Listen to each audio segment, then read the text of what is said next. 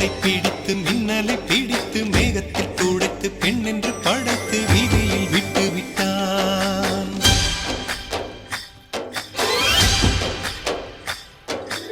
இப்படி இன்னொரு பெண்மையை படைக்க தன்னிடம் கற்பனை தீர்ந்ததை எண்ணித்தான் பிரம்மனும் மூர்ச்சையுற்றான்.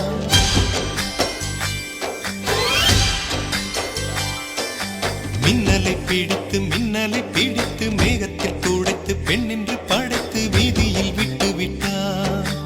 இப்படி இன்னொரு பெண்மையை படைக்க தன்னிடம் கற்பனை தீர்ந்ததை எண்ணித்தான் பிரம்மனும் மூர்ச்சையுற்றான். அவளின் நாசிக்குள் நுழைந்த காற்று உயிரை தடவி திரும்பும் போது மோட்சம் அடைந்து ராகங்கள் ஆகின்றதே. ஓஹோ, மழையின் துளிகள் அவளை நனைத்து மார்பு கடந்து இறங்கும் பொழுது முக்தி அடைந்து முத்துக்கள் ஆகின்றதே.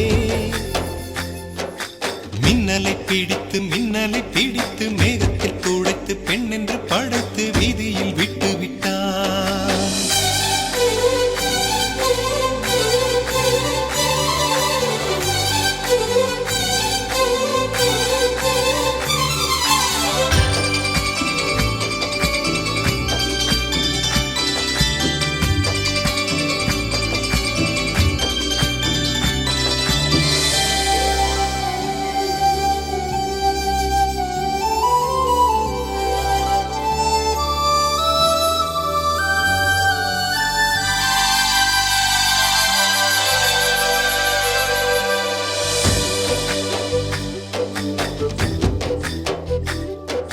நிலவின் ஒளியை பிடித்து பாலில் நனைத்து கன்னங்கள் செய்து விட்டான்.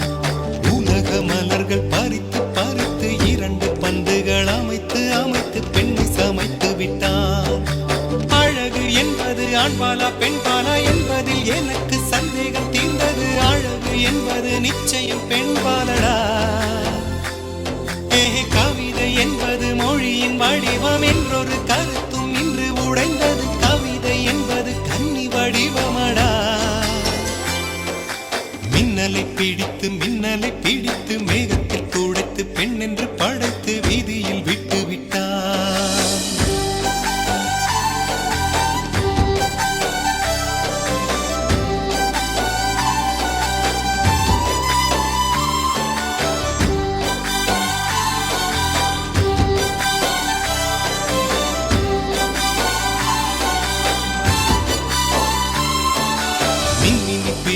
மின்மினி பிடித்து கண்களில் பதித்து கண்மணி கண் பறித்தாள்.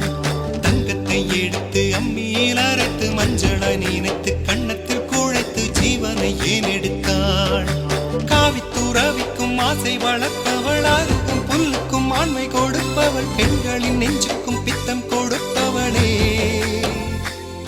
ஓஹோ, தெரிந்த பாகங்கள் உயிரை தந்திட, மறந்த பாகங்கள் உயிரை வாங்கிட